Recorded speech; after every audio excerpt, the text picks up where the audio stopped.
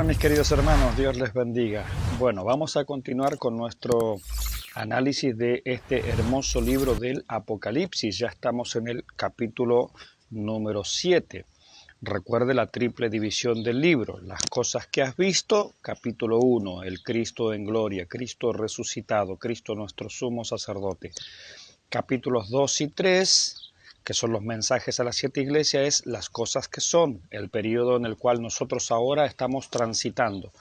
Y luego viene, a partir del capítulo 4, las cosas que serán después de estas. Allí vimos el rapto de la iglesia y lo que nos encontramos en el cielo fue, primero, el trono de Dios, segundo, la presentación del Cordero, y el único que es digno de abrir el libro, el único que es digno de desatar sus sellos, ¿cierto? Y poner en marcha todo lo que es los juicios de la tribulación, que comenzaron en el capítulo 6.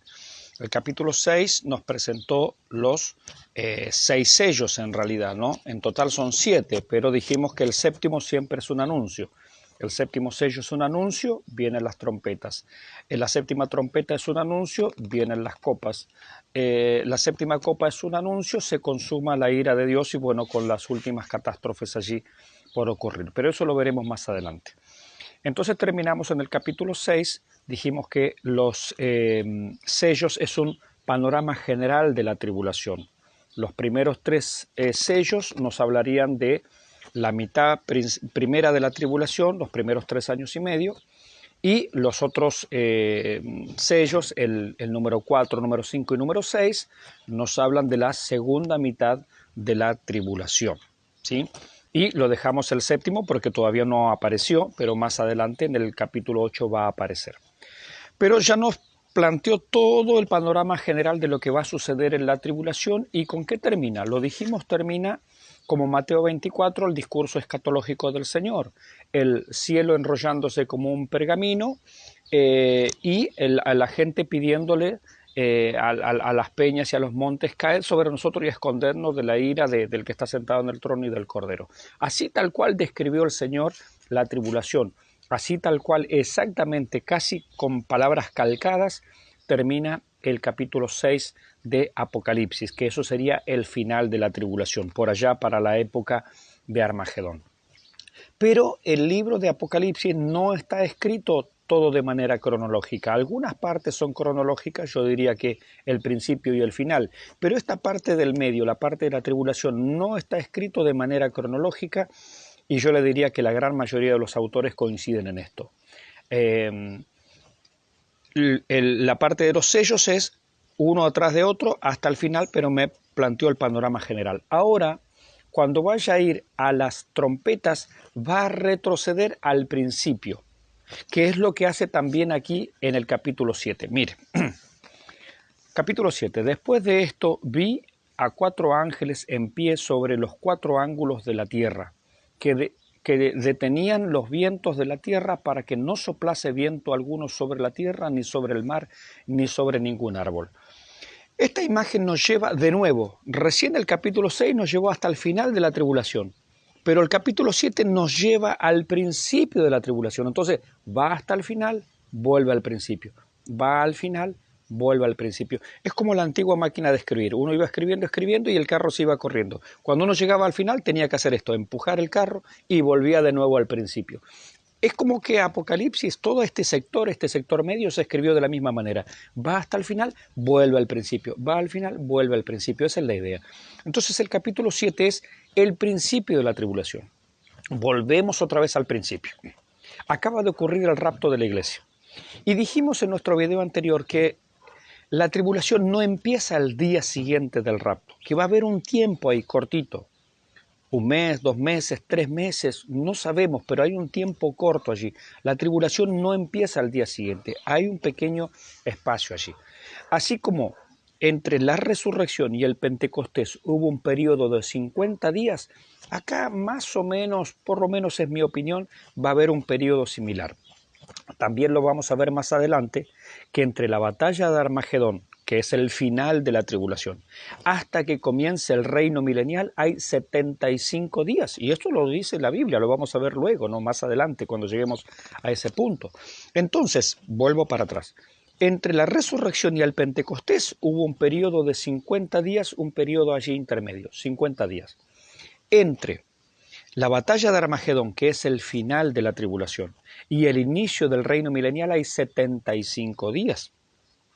Aquí también, entre el rapto de la iglesia y el inicio de la tribulación, hay un periodo X. Yo no sé cuánto es, por eso yo supongo, por eso yo pienso que serán 30, serán 60, serán 90 días, tomando en consideración los otros periodos intermedios también que la misma Biblia pone en determinados eventos. Pero aquí lo que nos está diciendo el texto es que no va a haber ningún movimiento. No comienza la tribulación, no se mueve una hoja, no hay ningún juicio ni sobre el mar, ni sobre la vegetación, ni sobre nada. ¿Hasta qué? Hasta que Dios haya hecho un trabajo con sus escogidos, con sus elegidos. ¿Quiénes son? ¿La iglesia? No. Fíjese exactamente lo que veníamos diciendo. A partir de que la iglesia fue llevada al cielo, no se vuelve a mencionar la iglesia y sí se menciona Israel. Israel y la iglesia son dos pueblos distintos. La tribulación es para Israel y para las naciones gentiles, no para la iglesia. Y dice, versículo 2, vi también a otro ángel que subía de donde sale el sol y tenía el sello del Dios vivo y clamó a gran voz a los 4 ángeles a quienes se les había dado el poder de hacer daño a la tierra y al mar, diciendo, no hagáis daño a la tierra, ni al mar, ni a los árboles, hasta que hayamos sellado en sus frentes a los siervos de nuestro Dios. ¿Se da cuenta lo que el texto está diciendo? No comienzan los juicios, no va a comenzar la tribulación, aunque estos 4 ángeles estaban ya preparados allí para comenzar los juicios sobre la tierra, sobre el mar, sobre la vegetación, sobre los animales, sobre todo lo que hay, ¿cierto? Sobre la creación. Este otro ángel les dice, no hagan nada, no se empieza la tribulación, no empiezan los juicios hasta que nosotros no hayamos sellado a los siervos del Dios vivo. Y aquí es la segunda vez que aparece el tema del sello. El primer tema del sello apareció con el libro sellado. Ahora hay personas selladas. Estas personas van a ser selladas por Dios. Y vamos a ver más adelante que cuando el anticristo gobierne, porque aquí el anticristo todavía no surgió, todavía no apareció, ¿cierto? Porque volvimos otra vez al principio de la tribulación, entienda usted. Los sellos me llevaron hasta el final, el panorama general. Corrimos el carro de la máquina y estamos de nuevo en el principio. El anticristo todavía no asomó, todavía no cayó el primer juicio, pero Dios está sellando a los suyos. ¿Qué quiere decir esto? Que estos judíos, y ahora vamos a ver que son judíos, no son mormones, no son testigos de Jehová, no son cristianos evangélicos, no, son judíos, el texto lo dice. Y nosotros creemos en una interpretación literal de las Escrituras. Lo que allí dice, bueno, eso es. Salvo algunos lenguajes que obviamente son metafóricos o son simbólicos, pero esos son pequeñas fracciones nada más. El lenguaje es literal. Entonces, hasta que selle. Entonces, ahora aparecen estas personas selladas. Recuerde que nosotros en esta época hemos sido sellados con el Espíritu Santo de la promesa. Si a estos 144.000 que van a pasar la tribulación tienen el sello de Dios y el anticristo no los va a poder dañar, no los va a poder matar, no los va a poder vencer, las plagas, los juicios no van a caer sobre ellos, obviamente que para nosotros en esta dispensación de la iglesia también dice que fuimos sellados con el Espíritu Santo de la promesa. Por eso el maligno no nos toca. Bueno, Dios bendiga a mi vecino que está tocando bocina. Por eso el maligno no nos toca. Por eso la iglesia no pasa por la gran tribulación, porque la iglesia ha sido sellada. Y este sello es una protección, es una pertenencia, es una seguridad, es una garantía. Bien, entonces aquí vemos también que Dios, antes de desatar los juicios en Apocalipsis, va a sellar a un grupo de personas. No puede comenzar ningún juicio si primero no están sellados. Versículo 4, y oí el número de los sellados, 144.000 sellados, escuche, de todas las tribus de los hijos de Israel. Muchos se preguntan, ¿quiénes son los 144.000 sellados? Pues son israelitas, ahí el texto lo dice, esto está clarísimo. Dice, de la tribu de Judá, 12.000 sellados, de la tribu de Rubén, 12.000 sellados, de la tribu de Gad, 12.000 sellados, de la tribu de Aser, 12.000 sellados, de la tribu de Neftalí, 12.000 sellados, de la tribu de Manasés, 12.000 sellados, de la tribu de Simeón, 12.000 sellados, de la tribu de Leví, 12.000 sellados, de la tribu de Isaacar, 12.000 sellados, de la tribu de Zabulón, 12.000 sellados, de la tribu de José, 12.000 sellados, de la tribu de Benjamín, 12.000 sellados. Está clarísimo que son judíos. Está clarísimo que pertenecen a las 12 tribus de Israel. Los judíos hoy no saben a qué tribu pertenecen porque ha habido una mezcla tal que ni ellos saben, salvo algunas personas muy escasas conocen a qué tribu pertenecen, pero la mayoría no saben a qué tribu pertenecen. Aunque Israel mismo perdió la cuenta y ellos no saben a qué tribu pertenecen, Dios conoce a los que son suyos. Él es capaz de decir este de allá, este de acá, este. Él no ha perdido el árbol genealógico. Fíjese qué tremendo libro de soberanía es este. En el video cortito que hicimos acerca de 7 claves para entender Apocalipsis, la última es que este es un libro de soberanía. Dios está en control. Los judíos no saben a qué tribu pertenecen. Dios sí sabe. Ahora, un detalle importante acá, no nos vamos a detener a analizarlo, pero sí importante, es que aquí no se nombra la tribu de Efraín y no se nombra la tribu de Dan. ¿Sí? Son las 2 tribus que no se mencionan. A cambio se menciona a José por Efraín, ¿cierto? Y se nombra a Leví en lugar de Dan. Bueno, sin duda las 12 tribus tienen su lugar, ¿cierto? Pero por lo menos dentro de los sellados, estos que van a ser evangelistas, estos que van a ser misioneros, podríamos decir verdaderos apóstoles.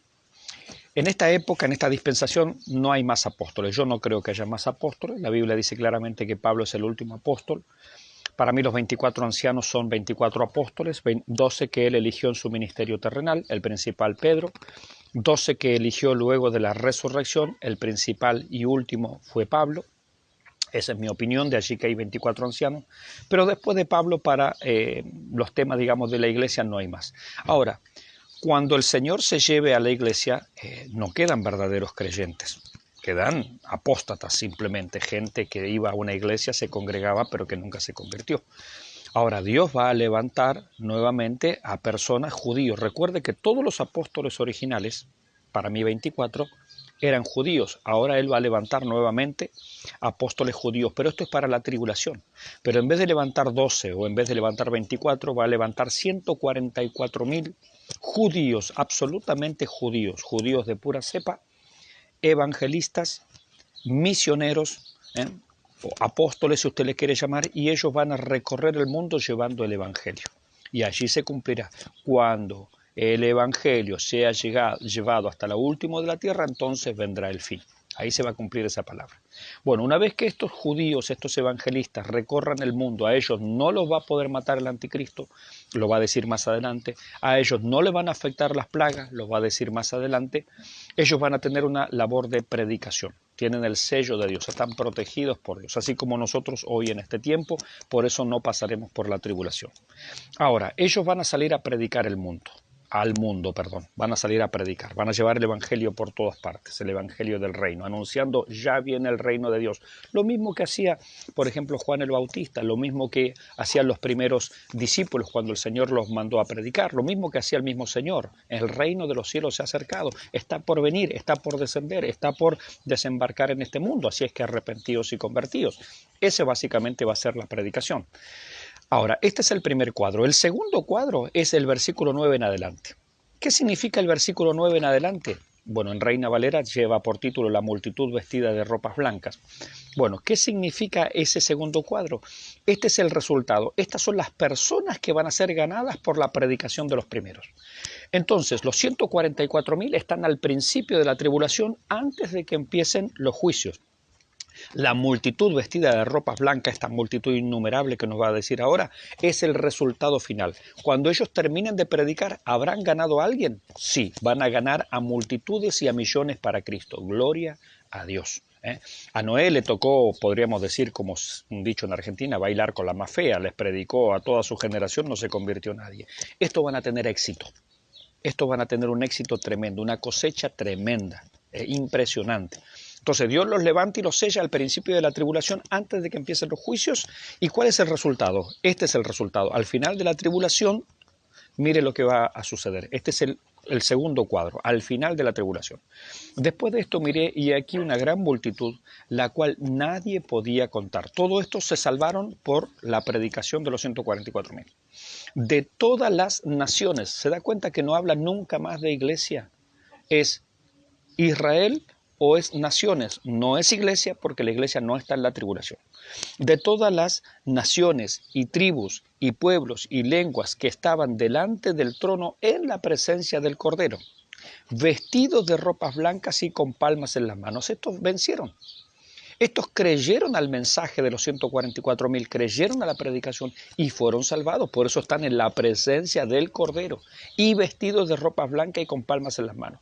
Y clamaban a gran voz diciendo, la salvación, son salvos, pertenece a nuestro Dios que está sentado en el trono y al Cordero. Y todos los ángeles estaban en pie alrededor del trono y de los ancianos y de los 4 seres vivientes y se postraron sobre sus rostros delante del trono y adoraron a Dios, diciendo, amén.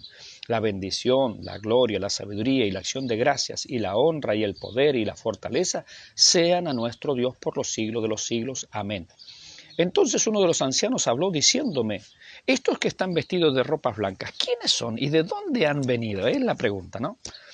Y yo le dije, dice Juan, Señor, tú lo sabes. Y él me dijo, estos son los que han salido de la gran tribulación. No es la iglesia, no es la iglesia. Los que han salido de la gran tribulación y han lavado sus ropas y las han emblanquecido en la sangre del cordero. Esa frase obviamente es una metáfora. Si fuera un cordero real, un animalito, y usted mete la ropa en la sangre, obviamente no sale emblanquecida. Entonces entendemos que eso es una metáfora. Fueron lavados espiritualmente. O sea, la metáfora es tan clara que no necesita explicación. Por esto están delante del trono de Dios y le sirven día y noche en su templo. Y el que está sentado sobre el trono extenderá su tabernáculo sobre ellos, y ya no tendrán hambre ni sed, y el sol no caerá más sobre ellos, ni calor alguno, porque el Cordero que está en medio del trono los pastoreará, y los guiará a fuente de aguas de vida, y Dios enjugará toda lágrima de los ojos de ellos. Qué maravilla, ¿no? Este es el éxito de la predicación. Resumiendo, los 144.000 son judíos. Dios los va a levantar. Los va a sellar antes de que empiece la tribulación. Por eso hay un pequeño periodo allí, no sé, de 1 mes, 2 meses, 3 meses, donde Dios hace esta labor y no hay juicio todavía sobre la tierra. Recién allí va a comenzar la gran tribulación, ¿cierto? Y todo esto. El anticristo no los podrá matar y las plagas no le afectarán. Ellos van a salir por el mundo a predicar el evangelio del reino. Al final de la tribulación, delante de Dios va a haber esta multitud.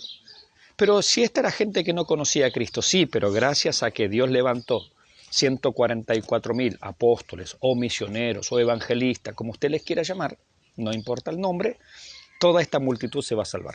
¿Va a haber gente que se salve en la tribulación? Millones, millones y millones. Gloria a Dios. Hay gracia disponible aún en medio de la época más oscura que se avecina sobre esta humanidad. El Señor les bendiga.